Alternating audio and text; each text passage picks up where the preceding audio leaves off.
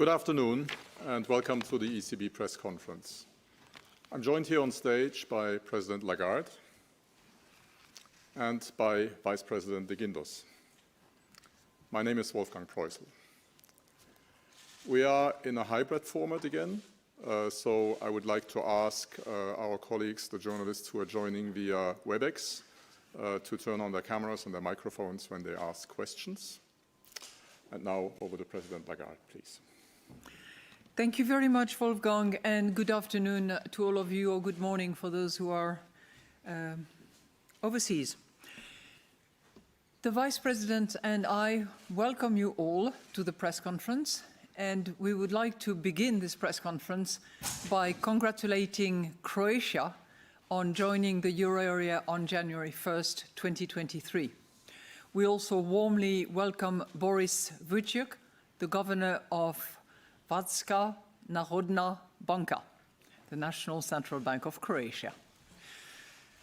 We will now report on the outcome of today's meeting. The Governing Council will stay the course in raising interest rates significantly, at a steady pace, and in keeping them at levels that are sufficiently restrictive to ensure a timely return of inflation to our 2% medium-term target. Accordingly, the Governing Council today decided to raise the three key ECB interest rates by 50 basis points, and we expect to raise them further. In view of the underlying inflation pressures, we intend to raise interest rates by another 50 basis points at our next monetary policy meeting in March, and we will then evaluate the subsequent path of our monetary policy. Keeping interest rates at restrictive levels will over time reduce inflation by dampening demand, and will also guard against the risk of a persistent upward shift in inflation expectations. In any event, our future policy rate decisions will continue to be data dependent and follow meeting-by-meetings approach.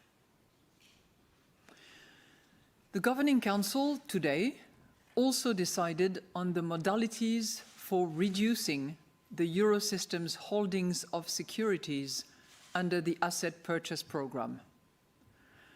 As communicated in December, the Asset Purchase Programme portfolio will decline by 15 billion euros per month on average from the beginning of March until the end of June 2023. And the subsequent pace of portfolio reduction will be determined over time. Partial reinvestments will be conducted broadly in line with current practices. In particular, the remaining reinvestment amounts will be allocated proportionally to the share of redemptions across each constituent programme of the APP and under the Public Sector Purchase Programme to the share of redemptions of each jurisdiction and across national and supranational issuers. For our corporate bond purchases, the remaining reinvestments will be tilted more strongly towards issuers with a better climate performance. Without prejudice to our price stability objective, this approach will support the gradual decarbonisation of the Eurosystem's corporate bond holdings in line with the goals of the Paris Agreement. The decisions taken today are set out in a press release available on our website. The detailed modalities for reducing the APP holdings are described in a separate press release which will be published at 3:45 local time. I will now outline in more details how we see the economy and inflation developing, and will then explain our assessment of financial and monetary conditions. So looking at the economic activity first. According to Eurostat's preliminary flash estimate, the euro area economy grew by 0.1% in the fourth quarter of 2022. While above the December Eurosystem staff projections, this outcome means that economic activity has slowed markedly since mid-22, and we expect it to stay weak in the near term. Subdued global activity and high geopolitical uncertainty, especially owing to Russia's unjustified war against Ukraine and its people, continue to act as headwinds to euro area growth. Together with high inflation and tighter financing conditions, these headwinds dampen spending and production, especially in the manufacturing sector. However, supply bottlenecks are gradually easing. The supply of gas has become more secure. Firms are still working off large order backlogs, and confidence is improving.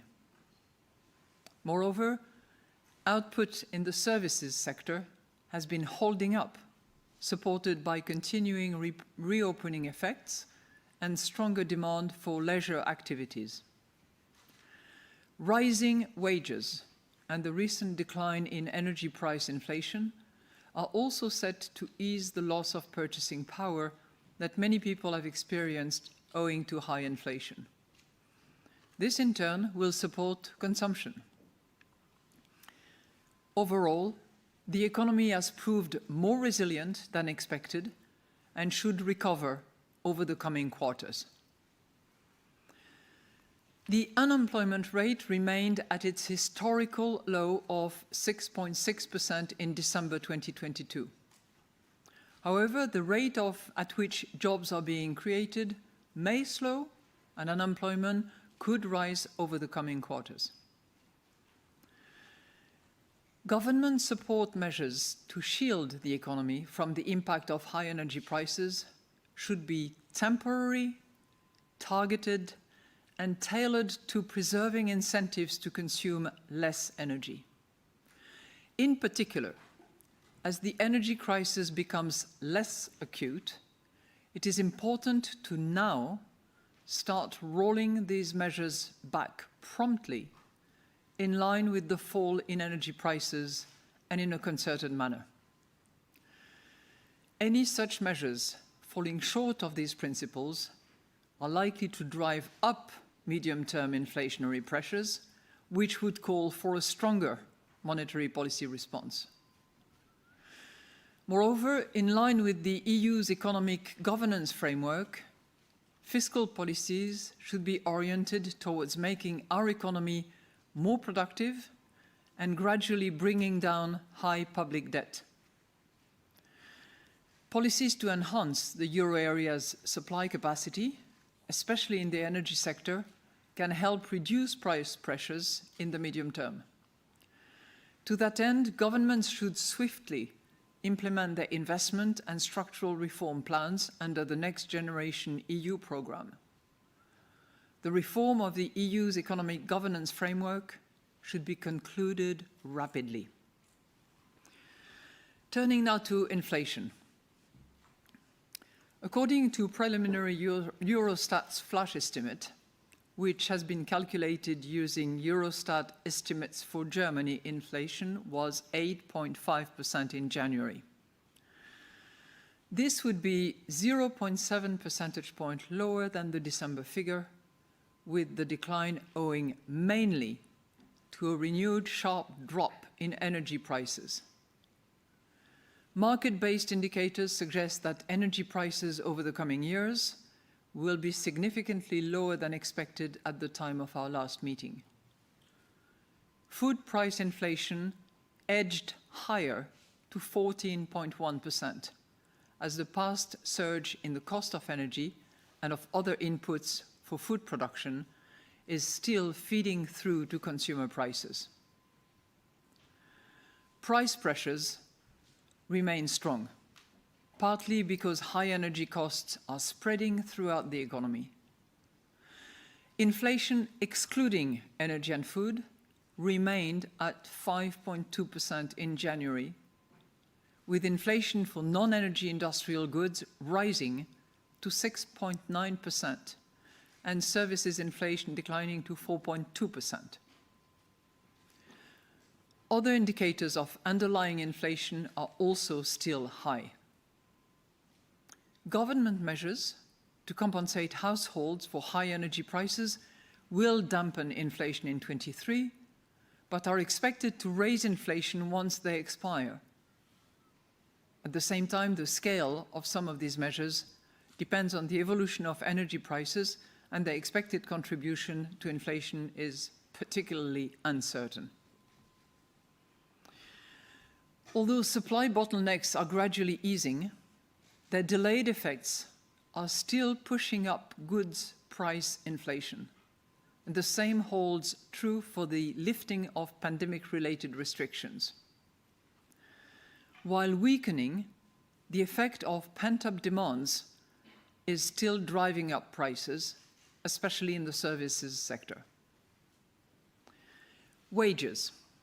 Wages are growing faster, supported by robust labor markets, with some catch-up to high inflation becoming the main theme in wage negotiations. At the same time, recent data on wage dynamics have been in line with the December Eurosystem staff projections. Most measures of longer-term inflation expectations currently stand at around 2%, but these warrant continued monitoring. Turning to our risk assessment, the risks to the outlook for economic growth have become more balanced. Russia's unjustified war against Ukraine and its people continues to be a significant downside risk to the economy and could again push up the costs of energy and food. There could also be an additional drag on euro area growth if the world economy weakened more sharply than we expect. Moreover, the recovery would face obstacles if the pandemic were to re-intensify and cause renewed supply disruptions. However, the energy shock could fade away faster than anticipated, and euro area companies could adapt more quickly to the challenging international environment. This would support higher growth than currently expected. The risks to the inflation outlook have also become more balanced, especially in the near term. On the upside, existing pipeline pressures could still send retail prices higher in the near term.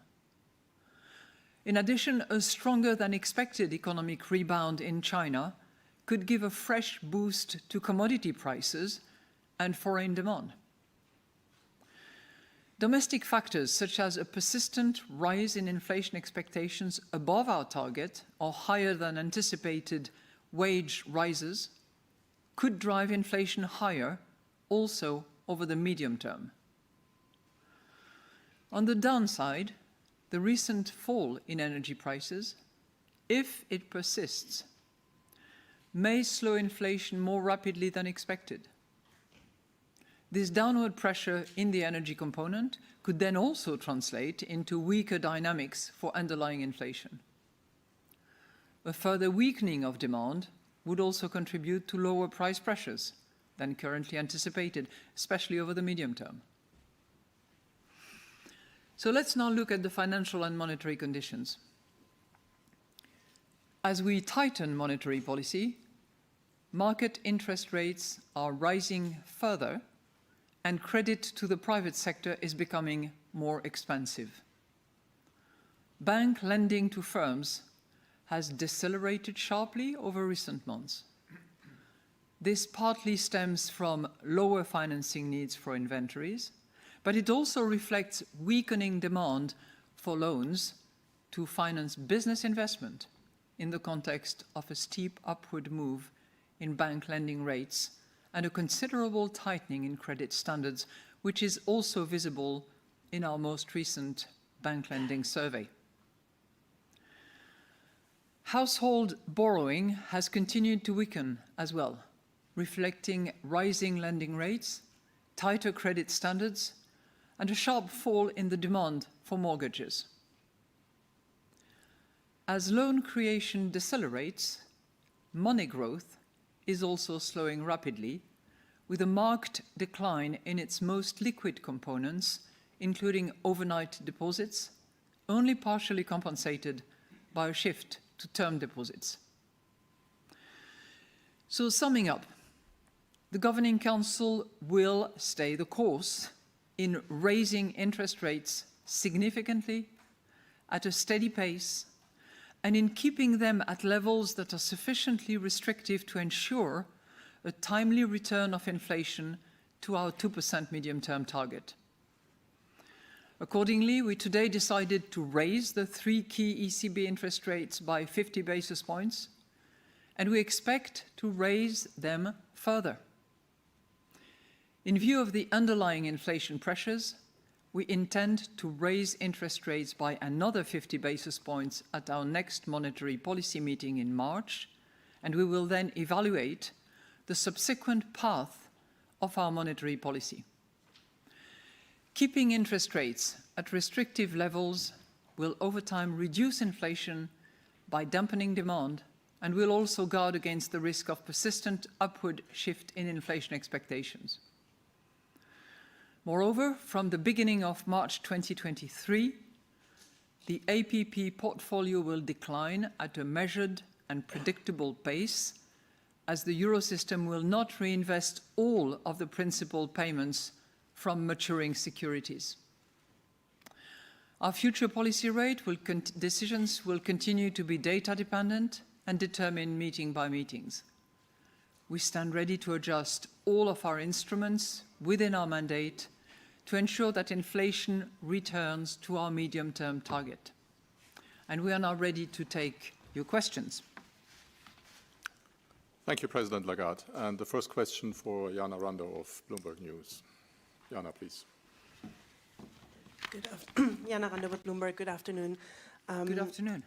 I was wondering if you could give us a little bit or can you tell us a little bit about the flavor of the debate that preceded today's decision to raise interest rates by 50 basis points in March? I'm interested in knowing whether there were any calls to commit for longer, potentially flag a less aggressive stance, or say nothing at all, given that you also say that your decisions are data dependent. That would be my first question. And the second one, I'm interested when you say the subsequent policy path will be decided in March, are we just talking about the pace of rate increases, or could one potential conclusion also be that you have already reached the peak in interest rates at that time? Thank you. Thank you very much. Those are really good questions to try to explain our decision. And I would just remind you that our decision is not the decision for March. We're taking a decision as of now, which is to raise all 3 interest rates by 50 basis points. I would characterize our good discussions with an enlarged Governing Council, given that we are now 26 around the table. I would characterize them as marked by the sign of continuity and consistency. And I know that I have repeated that in the course of the monetary policy statement, and I have said it before, but the expression, we shall stay the course, or the Governing Council will stay the course, is a good way to express that double principle of continuity and consistency. Continuity because we were very clear in December that in all reasonable scenarios, significant rate increases would be needed. Would be needed for what? To bring inflation back to the 2% medium-term objective that we have in a timely manner. And we also made it clear that this would require rates to rise to sufficiently restrictive levels, and that rate increases would happen at a steady state. So we are really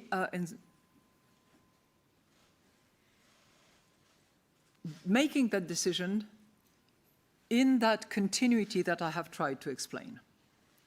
Steady state, we increased rate by 50% in December.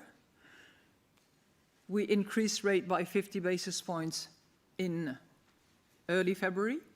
And we intend, which is a strong word, it's not an absolute irrevocable and conditional commitment, but it's a strong word.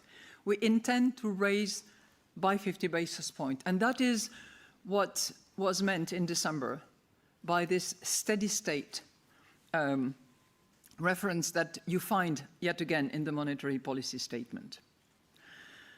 So this has been the continuity. Where we have consistency is consistency with the communication that we had back in December and with any communication that I have expressed ever since. And it's totally consistent with the view that we reached in a very, very large consensus today, that it should be 50 this time around, it is intended to be 50 in March. Now you will say, well, yes, but what about after March? Does that mean that you have reached the pinnacle or the peak? No, no, no, no. We know that we have ground to cover. We know that we are not done. What we are saying is that as we will receive projections, we will need to assess what rates, what level, at what pace it will be needed in order to do the two things which in my view are embedded in my expression, stay the course. The first one is to raise significantly into too restrictive levels, and two, stay there for sufficiently long so that we are confident that at those rates we will actually deliver the 2% objective medium term that we have set for ourselves and which is delivering on our mandate. So those were the themes that we debated. I have to tell you that there was general agreement on the fact that the 50 basis point this time around and the 50 basis point in March were legitimate on the basis of, particularly in March, of the underlying inflation pressure that we know will continue. I think where there was discussion and not full agreement was on the way in which we communicate it.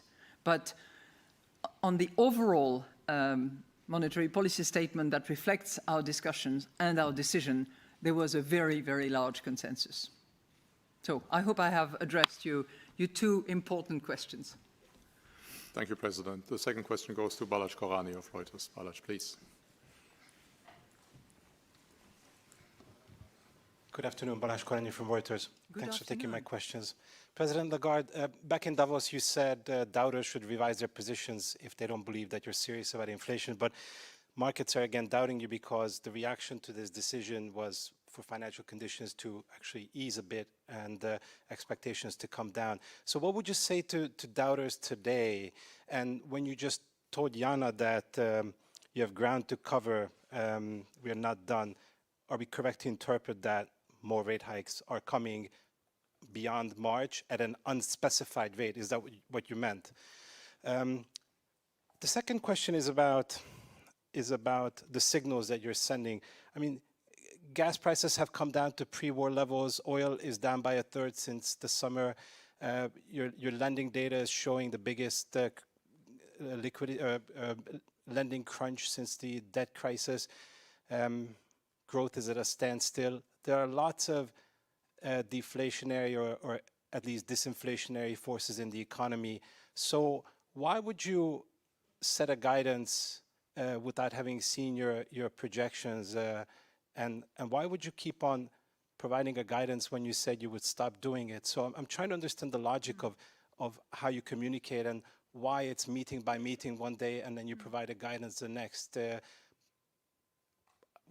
Sometimes it's difficult to read what the ECB intends according to the people that we speak to. Which is why I'm trying to, explain a bit better our reaction function. And I've tried to do that with Jana, if I may call you so, given that you do.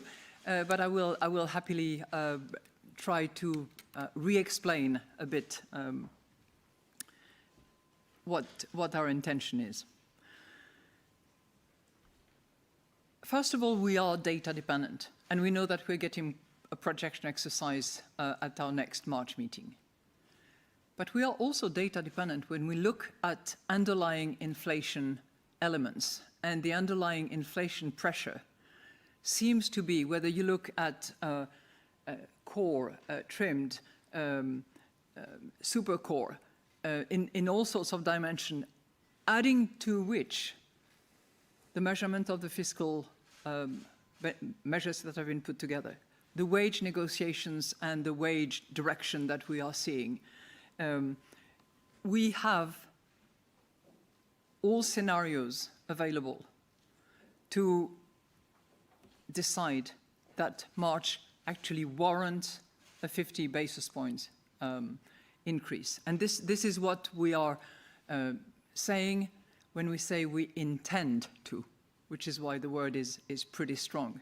Now, in Davos, I did say that we shouldn't be doubted, and I think it was very much in relation to what we were going to do this time around and what we were going to do in the following meeting. And I hope that by being very specific about today's decision and pretty strong in terms of intention as to what we will do in March, those who observe carefully what we do will appreciate that we should not be doubted.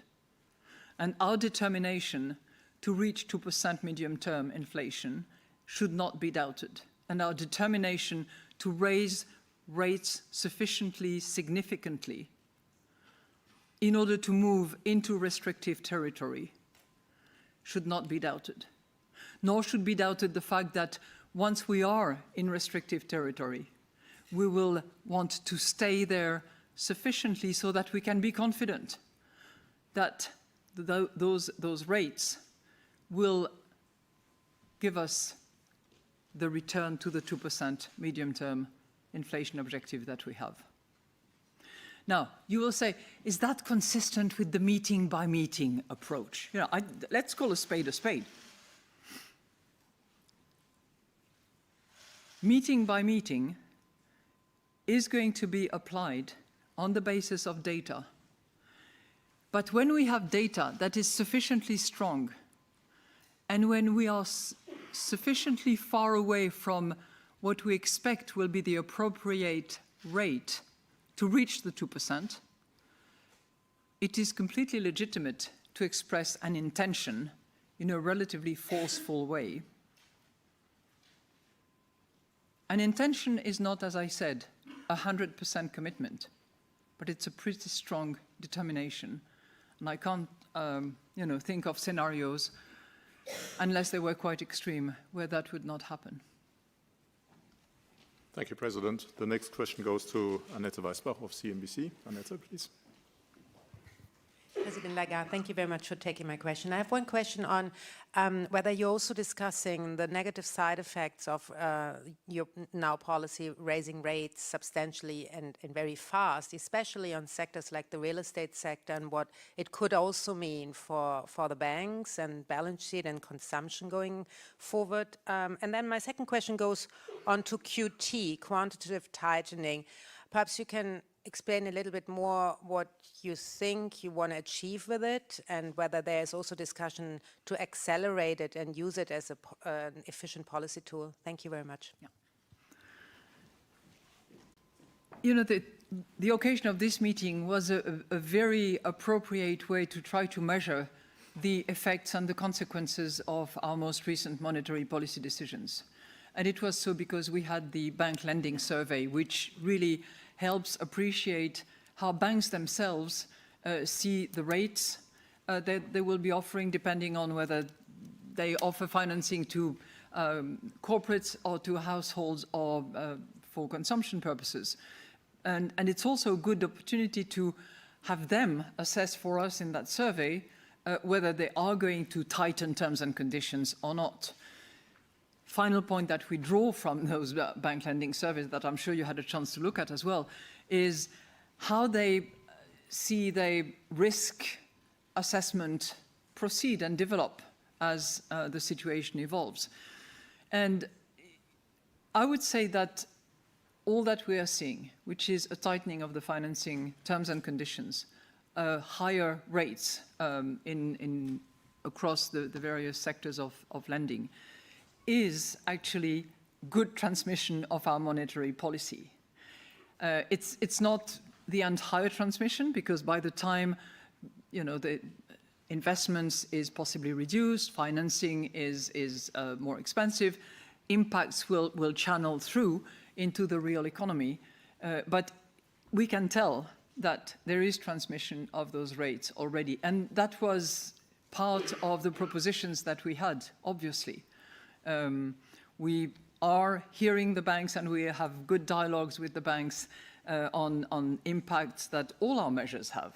Our measures have impact on interest rates as well, in a different direction. So we are attentive to that, and of course we are attentive to financial stability, and this is something that comes into the decision-making process that we follow. But our objective is to reduce inflation, not just to reduce inflation, to drive it down to 2% in the medium term. So there will be consequences. There will be secondary effects as far as banks are concerned, inevitably. Now, you asked me also about what I would call the balance sheet normalization. And I would preface that with the fact that in the current circumstances, our main tool is, of course, the interest rates. And the balance sheet normalization is helping us normalize the process, and it's not the main instrument. It's obviously part of the accessory instruments, if you will, that come to supplement the interest rate policy that we have. I think the approach that we have taken was also telegraphed back in December, when I said in this room that it would be predictable and measured. And I did mention the 15 billion monthly over a period of 4 months, from March to the end of June. That's what we are doing. So yet again, continuity, consistency in that partial reinvestment of the APP portfolio. And I think we're adding 2 principles that will matter, which is simplicity and neutrality, so that we don't do things in an awfully complicated manner, and we simply apply the proportionality principle to the portfolio across jurisdictions. Thank you. Thank you, President. And the next question goes to Aude Kurselek of the French television channel BFM Business. Good afternoon, Madame Lagarde, and thank you for taking my questions. First one, could you say it was a compromise between governors to nearly decide of 3 hikes of 50 BPs in a row from December to March? Does regularity matter to you? And does that mean it could continue at this pace in May? And a second question, in many sectors, companies and institutions as well, employees are asking for salary increases. What's your message about that? And at what point do these increases become dangerous with the risk of entrenching inflation? Thank you. Well, thank you for your question. Any decision is the fruit of a compromise. And the beauty of the Governing Council is that all governors are passionate about the rational, the analysis, the hard econometric work that is behind what we do. And some take particular views, others other views, and they come to these meetings informed by their staff and by the work that they have done at home, within the Eurosystem, but at the national central banks. And the beauty of the exercise for me is to see how they can coalesce towards solutions that are recommended by our chief economist, Philip Lane, that I fully support, and that inevitably have elements of compromise about them. So compromise is the rule of the game, which does not weaken the fact that we're riveted to the mandate and that we know that we have to stay the course because we are not done. Your second question had to do with the wages, and it's a truly important aspect of inflation. It's a component that plays a critical role in the service sector in particular, which is far more labor intensive, and where we are looking and scrutinizing evolutions, both in terms of negotiated wages at collective level through unions and manufacturers associations, but also we are trying to really dissect as much as we can, and we have built, as you know, a special wage tracker that now includes 9 countries of the 20 members of the euro area. So critically important, and we know that there is an element of catch-up that is at play now, because obviously most recent numbers were high. Headline inflation numbers matter a lot. The fact that it went down to 8, well, at least preliminary until we have the German numbers, that it went down to 8.5% in the, in respect of those anticipation by unions or by workers is better in a sense, but it's a critical component that we will be looking at extremely carefully. And I think it's important. I know it's easier said than done, but it's important in those discussions and negotiations that there is a forward-looking approach to what inflation will be and how soon we will return it back to 2% in order to really appreciate the trend of wages that are discussed between the parties. Thank you. Thank you. Turning to WebEx now, I'd like to give the floor to Delphine Strauss of the Financial Times. Delphine, over to you, please.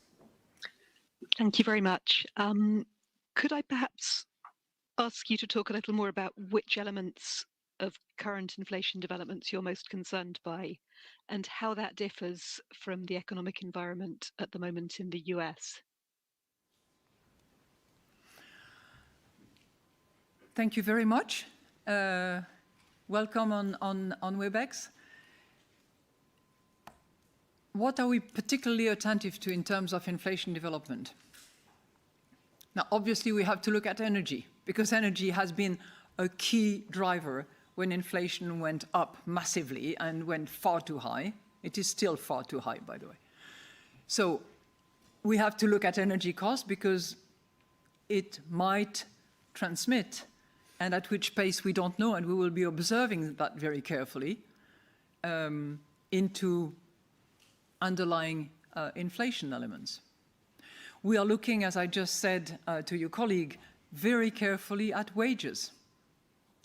Wages will be a significant component of inflation pressure in the months to come. We are looking at fiscal measures. And on the fiscal front, we have seen a lot of measures that were decided and part of the 2023 budget of euro area members. Some of them are going to try to recalibrate, others might not. And we had an excellent discussion with Pascal Donoghue, the president of the Eurogroup, yesterday. He came and participated in our discussion yesterday afternoon, and we had dinner together.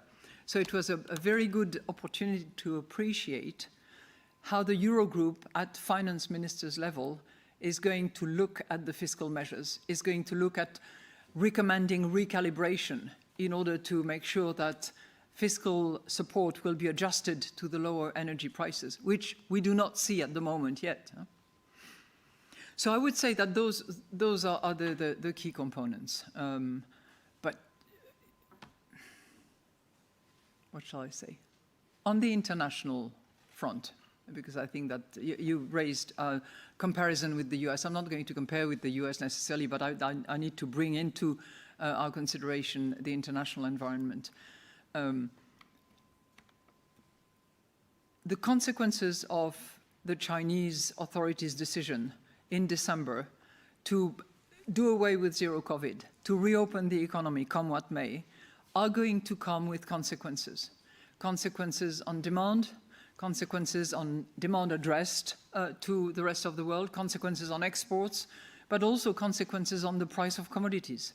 If you start looking at the price of metals in particular, there has already been an anticipation of how commodities are going to rise as a result of the Chinese reopening. So there will be inflationary, disinflationary forces, the exact detail of which I believe I will be able to say a bit more at our next March meeting, because we will be looking into that in the next few weeks. But that's also a country, the role of which we will be looking at very carefully. Thank you. Thank you. And the next question goes to Marta Izan of the Spanish Negocios TV channel. Marta, Thank you please. so much for having my question, for taking my question, Mrs. Lagarde.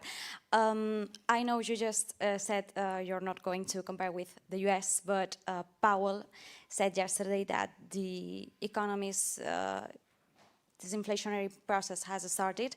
How far is Europe from being able to say the same? And another question, you said the decrease in inflation rate is primarily related to energy. So does this mean that the decrease is not due to the actions of the ECB? Do you expect the 2% in the medium term? And what is exactly the medium term? Far from me to say that monetary policy is not potent and efficient. I think that what we are seeing in our bank lending survey, in the cost of financing in particular, is clearly an indication that there is transmission of our monetary policy and our interest rate hikes decision, clearly. So that is definitely working. But it's also true that a large portion of that too high inflation was attributable to the supply shock provoked by very high energy prices, and one that we did not really capture so well, which was gas prices and the impact it had on electricity cost. So we have to be attentive to those energy components, and we have to be attentive to the pace of transmission and the pass-through of those costs into other inflation component. But I would certainly not say that the disinflationary process at large and without qualification is already at play. When I look at core inflation, which is, by far not the only component that we look at many more of those. But when I look at core inflation, we were at 5 in November, moved up to 5.2 in December, stayed at 5.2. And this is the highest in all time that core inflation has been in our part of the world. So I get it. Headline inflation has gone down, and more so than we had expected, and that many had expected. But underlying inflation pressure is there, alive and kicking, which is why we are committing, as we are intending, as we intend in this monetary policy statement, and this is why I say that we have more ground to cover and we are not done.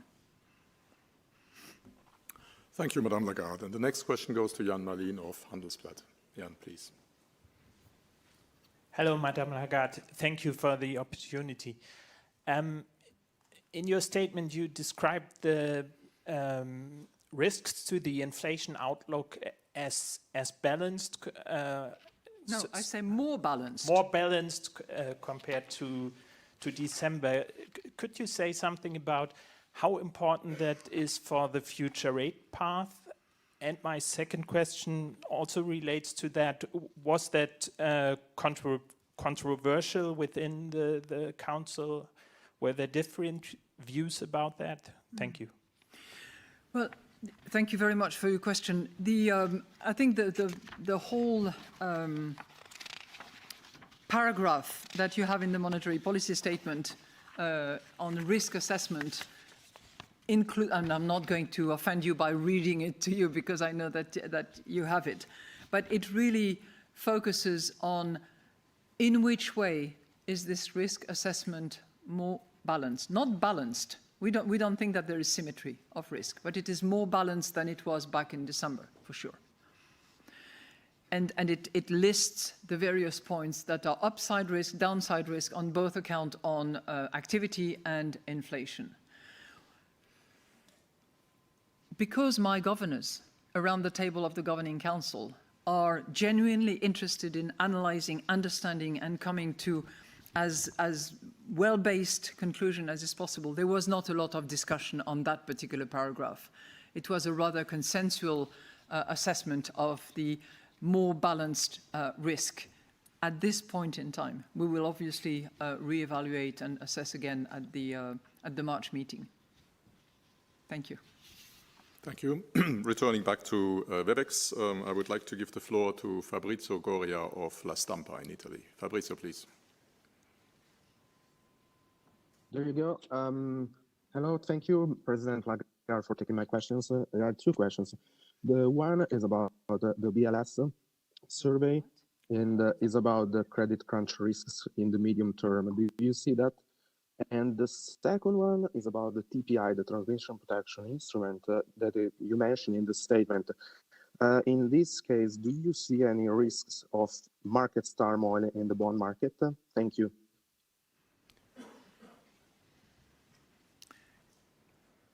Thank you very much for your two questions. On the bank lending survey, as I said to one of your colleagues, we draw a lot of conclusions, learning, understanding of how our monetary policy, and particularly the interest rate policy that we have developed ever since July, is actually transmitted via the banks to corporates and to households and to consumption loans as well. And we believe that this impact is, in a way, efficient and necessary given what we are trying to do in order to reduce inflation and bring it back to 2%. The transmission protection instrument that was put in place, just to refresh our memory, because that goes back to June, was intended, sorry, July, wasn't it? Anyway, it was about 6 months ago, was intended to protect the transmission throughout the entire euro area. And it is available, it is there, it will be used if necessary. It is not the first line of defense. As you know, we have flexible reinvestment under the PEP as the first line of defense. If we were to see that transmission being impaired for non-legitimate reasons, but it is there and it is available. We don't see a need to use it at the moment, but should it be needed, we will indeed use it. Thank you. Thank you. And the next question goes to Takari Minami of Nikkei. Takari, please.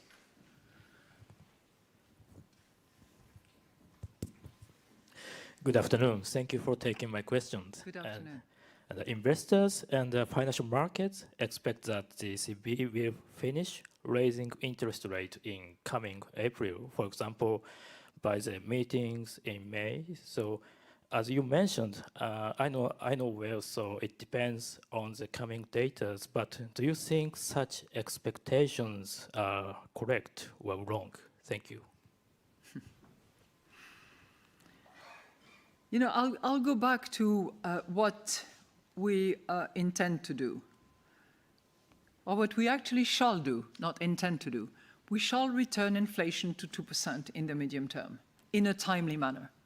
And we know that to do that, we need to move into restrictive territories, to restrictive levels.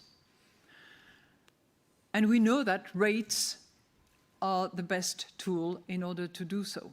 So we will use interest rate hikes in order to get to those levels.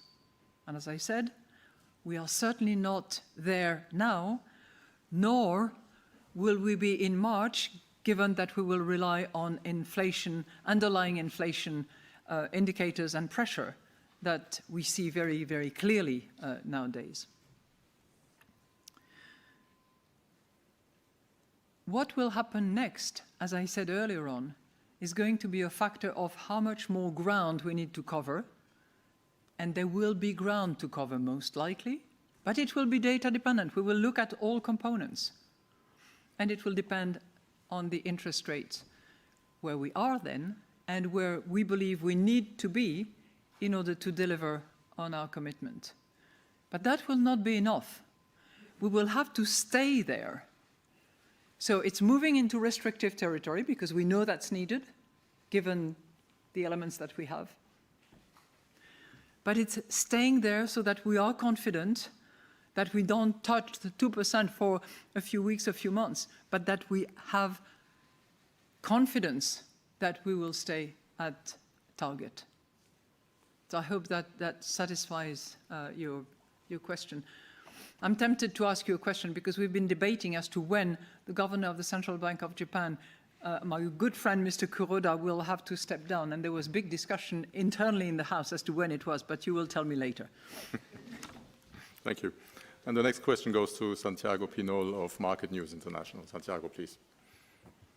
Hi, good afternoon. Good afternoon. My question is following my colleagues too. It's on December you said that the ECB was going to raise rates 50 in February, possibly 50 in March, and possibly maybe in May. I was asking you, like, how is seen now May, because I don't know if it's less possibly than it was in December, and also on bonds, I would like to ask you, like, ESG bonds are constantly linked with greenwashing. How will the ECB manage the increased reputational risk implied by tilting bond purchases toward issuers with a better climate performance?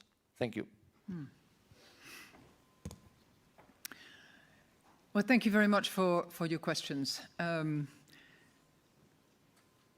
think in December we mentioned significant, we mentioned steady rate, steady pace.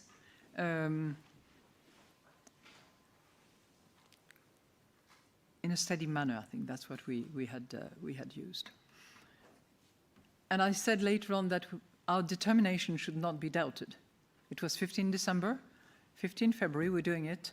And we intend, which is strong, as I said earlier on, to do 50 basis points based on the underlying inflation pressure that we see, anticipate, and are not going to go away.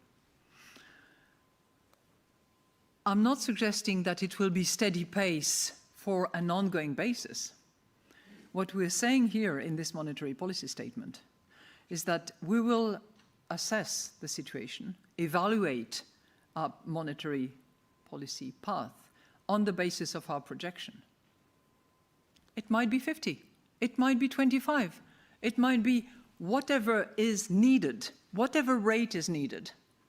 I should say whatever rates are needed.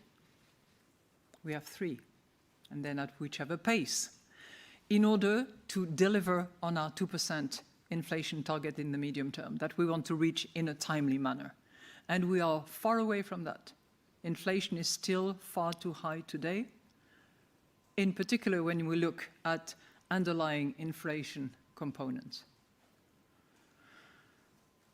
So, did you have another question? Yes. Oh, yes, of course, yes. Are we at risk of greenwashing? You know, as determined as I've always been, and you know me, it's been more than 3 years now. So as determined as I am to deliver on our strategy review and the action plan that we have all agreed around the table of the Governing Council, to deliver in alignment with the Paris Agreement, equally we have to manage risk. And managing risk to me is having as clear, as distinguished, as transparent information and disclosure as possible, a good understanding of the transition plan by the corporates that we eventually reinvest into, and a good understanding of the footprint that they have. And it will be on the basis of that analysis, our own, and also reliable analysis that will be provided by experts, that we will orientate our portfolio with a stronger tilting than we had so far. But we will be very attentive because it's just, we should not be accomplice to greenwashing, and it's a risk management principle that we have to comply with. Thank you. And the last question is for Eric Albert of Le Monde. Eric, please. Thank you very much. Good afternoon, Mrs. Lagarde. I'm here. A couple of questions. I'd like to come back to the fiscal message, the message you want to send to government. You said they should recalibrate. Is it really the right time to pull the plug when food inflation is at 14% and energy prices are indeed going down but are still hurting a lot of households? And the second question, if I may, is do you believe your course of action is basically in line with a soft landing? Because growth is basically zero already. Inflation is going down, and hikes, the hikes that you've put through will take months to really go through the economy. So is there a danger to go too far, basically, or does it look like a soft landing to you? Great questions. On your first one concerning fiscal, I just want for everybody's good understanding, because it's a sentence that we discussed quite extensively this morning. It's in the section on economic activity. So it reads, and that's in relation to government support, that we say will shield the economy from the impact of high energy prices, you're right. But then we say, in particular, as the energy crisis becomes less acute, it is important to now start rolling these measures back promptly in line with the fall in energy prices and in a concerted manner. So it's not it's not asking governments to stop now, but they clearly have to align their fiscal support with the energy price impact at retail level when it comes to supporting consumers, and at corporate level whenever it hits corporate. But many of these measures were decided in the course of the budgetary cycle, which it starts in the summer, it's active work in September, voted in December, and the measures apply throughout the whole of 23. And if that recalibration does not happen, for those measures that were not subject to variation of energy prices and therefore would automatically adjust, then the other measures should be thought through and reconsidered, not with a view to remove the shields, but simply taking note of the fact that the shield is not as badly needed as it was. So I think that's our advocacy to governments, and it's something that we discussed with the president of the Eurogroup yesterday in particular. So on the monetary policy decisions that we are making, as I said, we are riveted to staying the course, to move into restrictive territory sufficiently, and for long enough so that we're confident that we return inflation to 2%. There are some good news because, growth, which was expected to be negative in the fourth quarter of 22, is eventually slightly positive. Now, we Europeans always beat our chest, and we're going to say that, well, if you take this out and this out and this out, it's not so positive. I think we should celebrate that we are not in negative territory on the growth front. Headline is going down, which I think is going to be important, in particular for the wage negotiations that will be coming up. But we still have underlying inflation factors that are strong, solid, and are not budging. So we need to do our job. We need to deliver on our mission. Thank you. That finishes the press conference. Next meeting and press conference is 16 March. Until then, all the best to all of you. Thank you very much.